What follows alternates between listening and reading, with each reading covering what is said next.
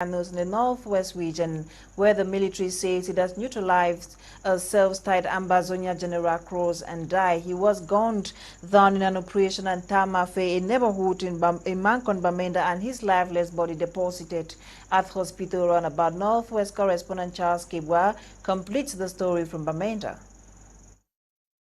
Improved intelligence gathering by security forces, cooperation with the population, and increasing disagreement amongst the different separatist groups, added with major operations ongoing in various parts of the northwest to neutralize those rendering terror. Over the weekend, a Nitora-style named Amba General Cross and Die was neutralized in a special operation carried out by the military at Ntamafi, Mankon, Bamenda 2, October 29, 2021. The lifeless body of Cross and Die was later left at the hospital runabout, where onlookers watched with various comments on happening caused by the ongoing Anglophone crisis. General Nkavale, commander of the 5th Joint Military Region, and his close aide also showed up at the hospital runabout, told reporters the defense and security forces has been hunting for the styled name Amba General. Cross and Die has carried out special attacks on the defense forces and noted for the production of locally fabricated explosive devices and kidnapping. It was also disclosed a certain Prince Will, who masterminded the attack on the Bamenda Santa Highway, alongside 5 others, were also killed in a special operation at Mile 87 Bali Road, with another operation that led to the death of General Tiger at Travelers Neighborhood, Bamenda, and trouble in Ndop. Today, since they have confirmed it themselves through, I think you saw the video of Capo Daniel, that Cross and Die is not Cross and Dead. His death comes to add to others recently neutralized by the security and defense forces in different operations in the northwest region within the past 72 hours. A 35-year-old man has committed suicide in Bunda in the west region of Cameroon. He reportedly committed the act on Saturday, October 30, hours after moving into his newly constructed house. Get full details with Jangang.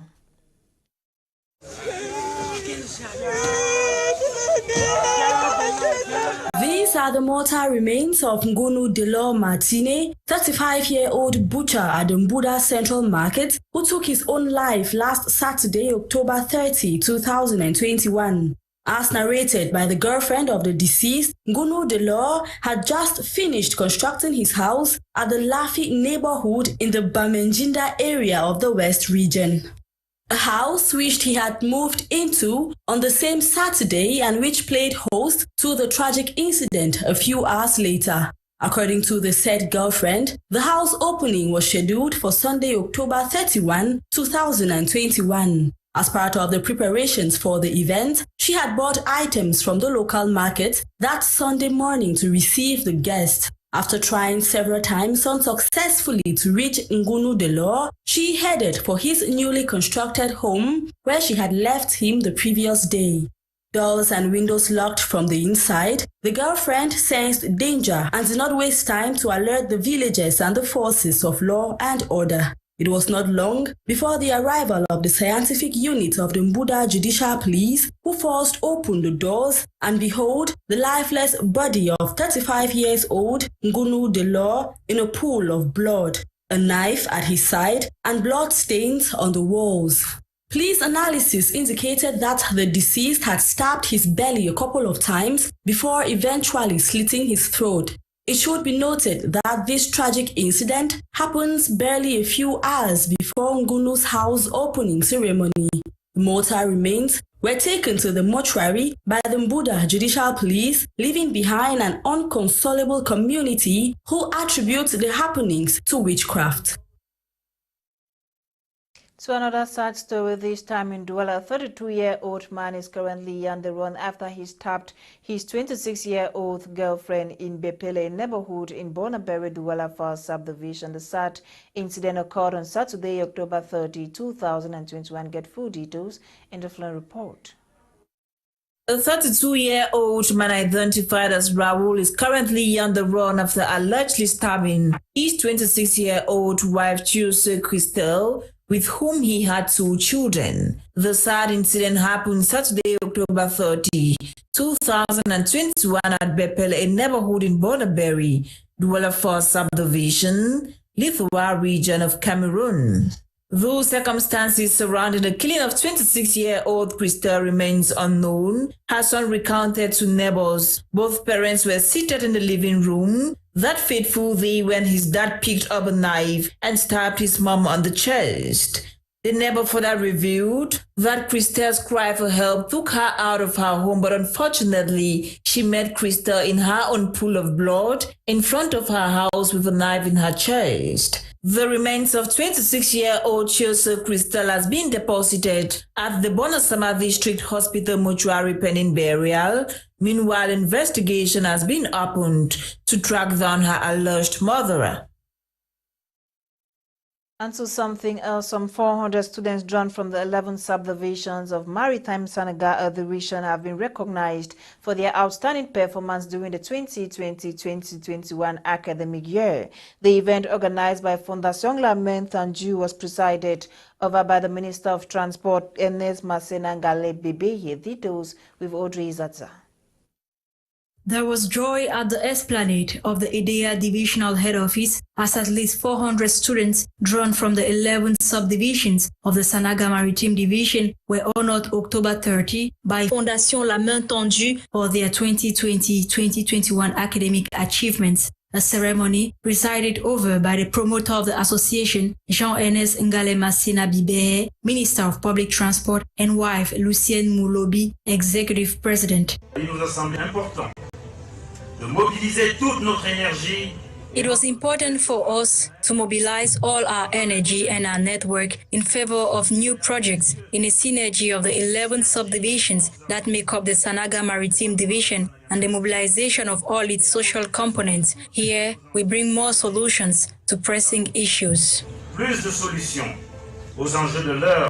The students were granted cash ranging from 30,000 francs CFA to 100,000 and a scholarship worth 200,000 francs per year. Certains d'entre vous vont intégrer cette pépinière de l'excellence. Some of you will be awarded academic excellence today. Some will go home with either 30,000, some 100, and others will be granted a scholarship worth 200,000 francs CFA per year. Qui, avec la bourse de 200,000 francs par an. Amongst the happy beneficiaries were Tula Dongmo Style and Tene Fongang.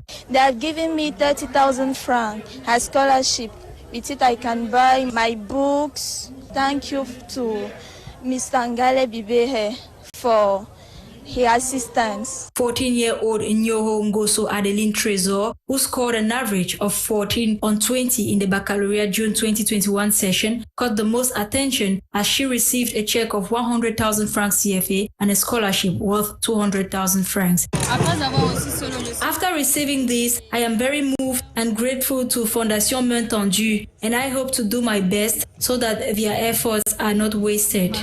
The ceremony was equally an opportunity to reach out to children in orphanages whose sacrificial efforts deserve to be rewarded and encouraged. A commitment through which Fondation La Main Tendue accompanies the head of state in his 2035 vision, an initiative gradually winning ground thanks to the faithful and active collaboration between the elites of the division, the private sectors, partners, and some organizations. Present at the occasion were the Consul of the Democratic Republic of Sao Tome, Minister Delegate for Transport, SDO for Sanaga Maritime, administrative, religious, and traditional authorities. Now, an interdenominational summit that involves women drawn from home and abroad held over the weekend in Boya Southwest region of the country. The summit had as objective to orientate, counsel, and educate women on career choices, as Southwest correspondent Clarice Ekowe tells us.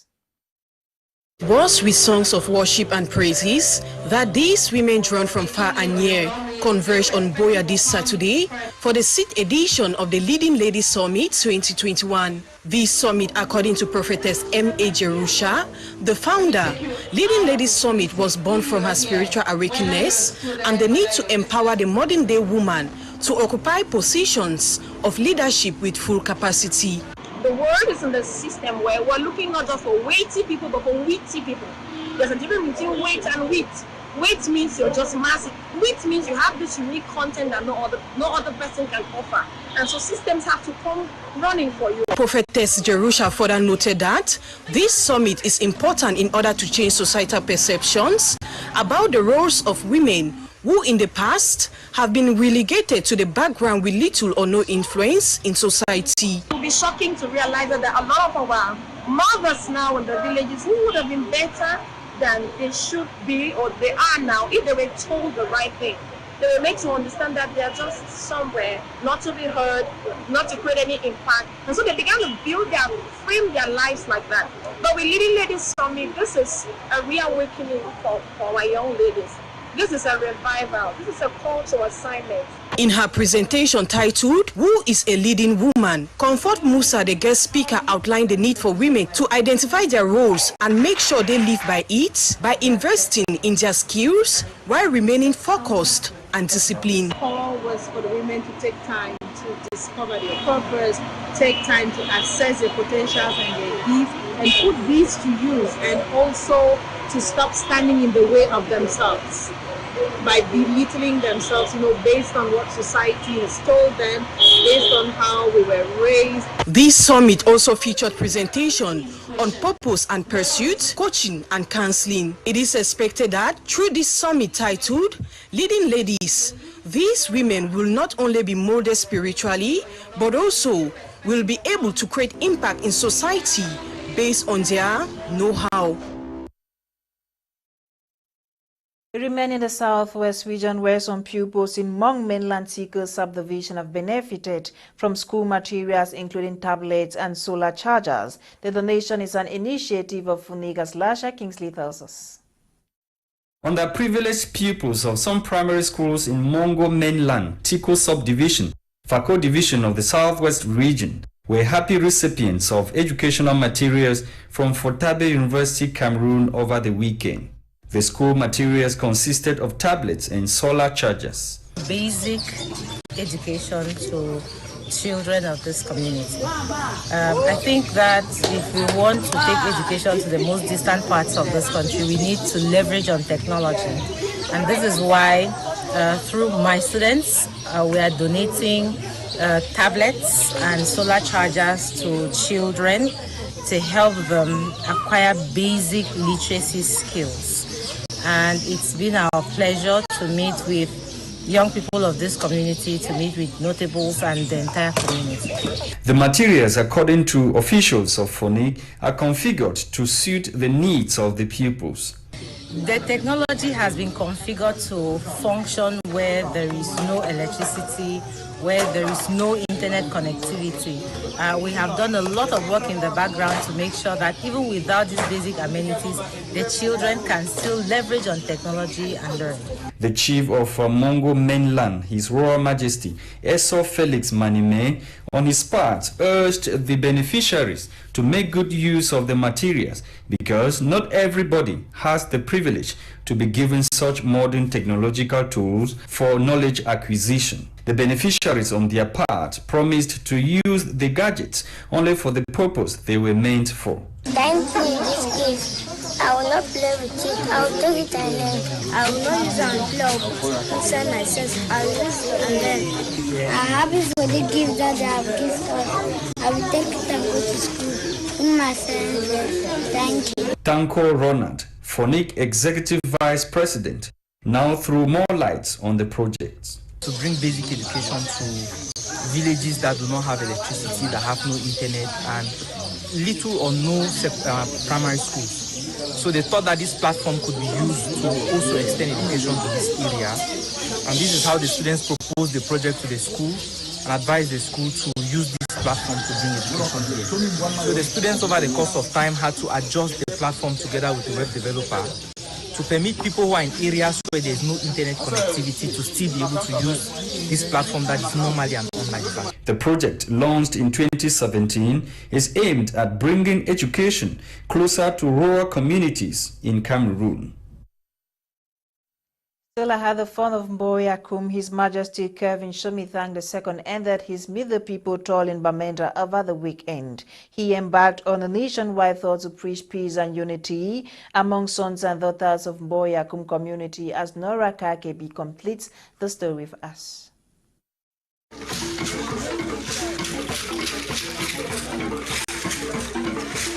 The fun of Mboyakum, His Royal Majesty Fon Kevin Shomithang II, rounded his national tour in Bamenda over the weekend, where he met with sons and daughters of Mboyakum, Ngoketunja division of the Northwest region. The objective of this national tour is geared towards peace and unity within the Mboyakum community and the nation at large. The people turned out in their numbers at the Bamenda station to welcome their ruler, who was accompanied by his colleagues of Bamunka, Bamali, Agam, Bambui, and Abba. Among the special guests were members of the Northwest Regional Executive Council. Also present was a powerful delegation of self-reliant Mboyakum youths from Ndop-styled Mboyengo.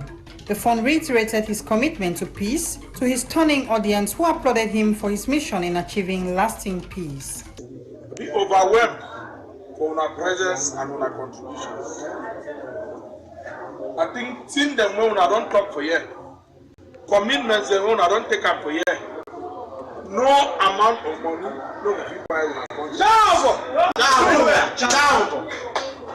And I make them a check say that thing them alone, I don't take up for you from our hearts. Union, family big goals. You know, if you buy family, and it's in that one near the same for you.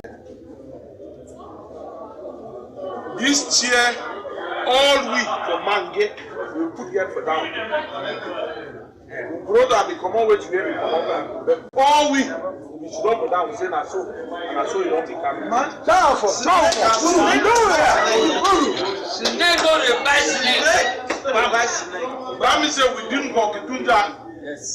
He announced his readiness and willingness to talk peace with all the people, including those presently in the bushes. His Majesty Fon Shomithang II equally expressed hope that the sons and daughters of Mboyakum will be credible peace crusaders, living and practicing peace, such that sooner rather than later, Mboyakum would resume its national cultural festival, Shatang, while development goes on. Finally, the fund blessed the people and urged them to stay in peace, wealth, and prosperity.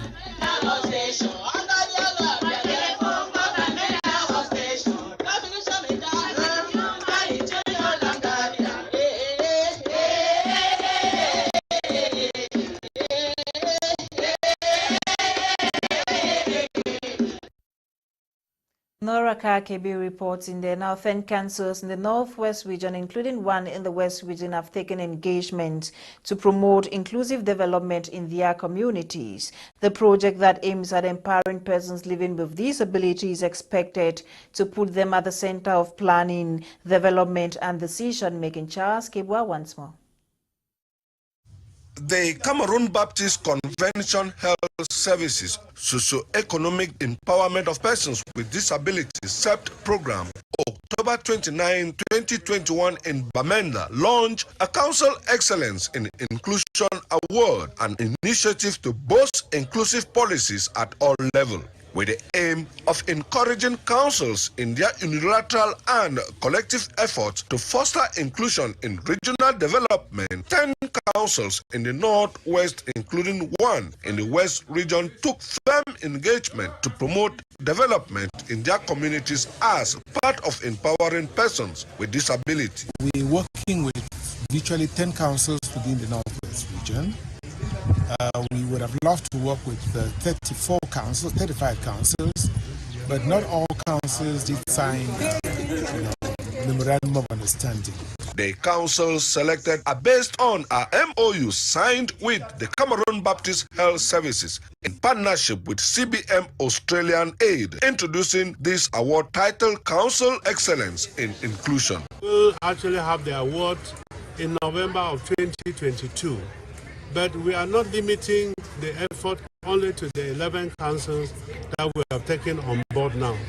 Everybody is involved. We have signed even partnership agreement with all 35 councils in the Northwest here.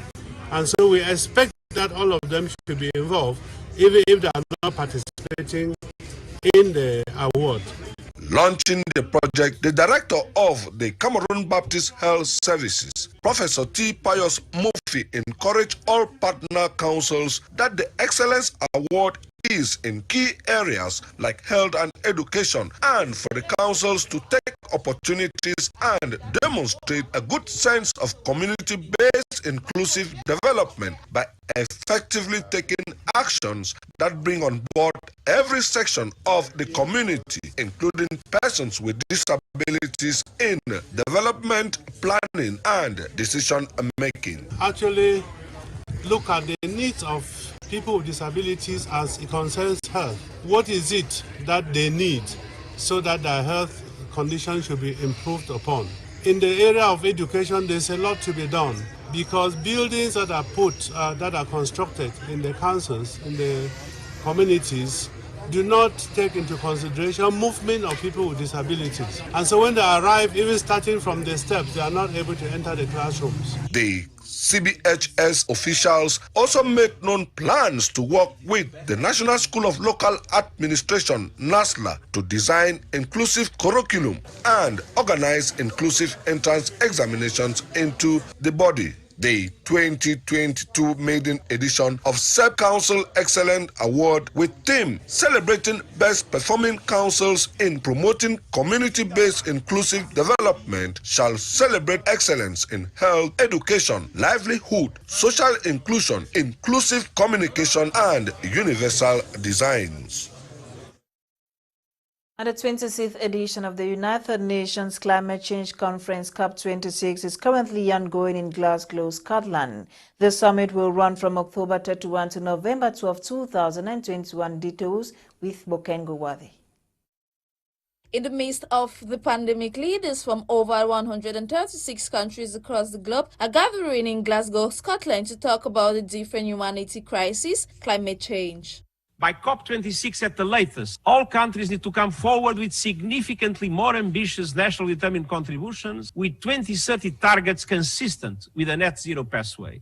The major economies and members of the G20 must lead the way. Over the last 5 decades, human activities such as burning of fossil fuels, together with external forces such as variations in Earth's orbit, volcanic activities, changes in sun's energy output, including internal variables like clinical ocean patterns, amongst others, have contributed to climate change and rocking the world upside down with rise and fall in temperature, drought, storm, and many more. According to the United Nations Secretary General Antonio Guterres, the COP26 summit is committed to fostering net zero, which seeks to enhance a balance between the amount of greenhouse gas produced and the amount removed from the atmosphere by 2050. The global coalition for net zero emissions needs to grow to cover more than 90% of the emissions. And this is a central objective for the United Nations this year.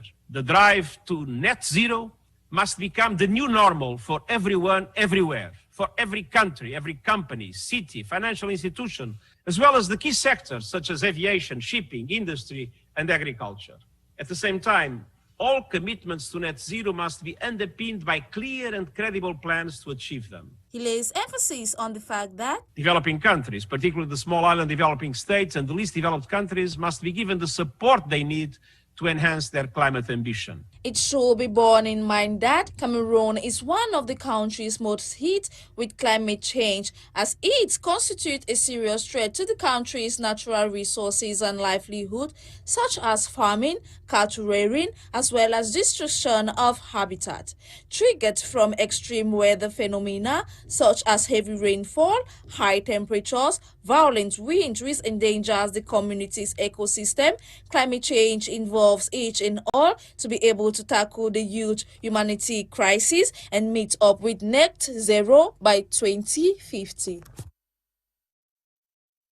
Bokengo Worthy's report concludes the 6:30 p.m. edition of Prime News on My Media Prime Television. Coming up next is Prime Hour with Gum Leonard and his team. My name is Fon Quinter. Have a great night in the company of more programs on the African Eye. Stay with us.